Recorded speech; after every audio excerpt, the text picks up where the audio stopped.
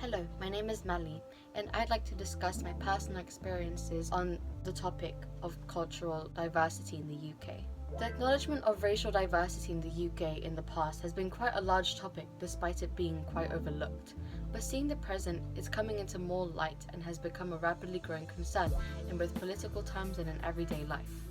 In my own experiences, the colour of my skin and my race have impacted the way I've seen the world, from experiencing both the Filipino and British cultures to exploring the ideas and differences between my nationality and my ethnic heritage, which have allowed me to form unique interests and have also helped me develop a feeling of belonging and relation amongst other people of colour. Discovering things like the pressure and expectations that were held for me according to my race that were associated with stereotypes also played a role in my perspective of the world.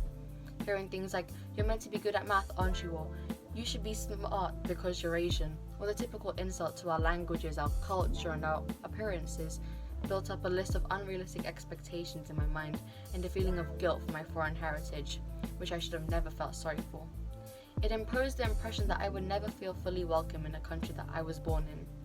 It is generally quite convenient to use and blunt enough for people to assume those who are or not already acknowledged, but in many cases, it being so vague can also be a great issue. For that part of the acronym, ethnic minority, I think it doesn't bring enough attention to those who are generally a minority, but due to the colour of their skin, it is not covered in many circumstances. An example of this being travellers of Irish heritage groups, who are one of the most underlooked and marginalised people of the UK and lack representation in the media.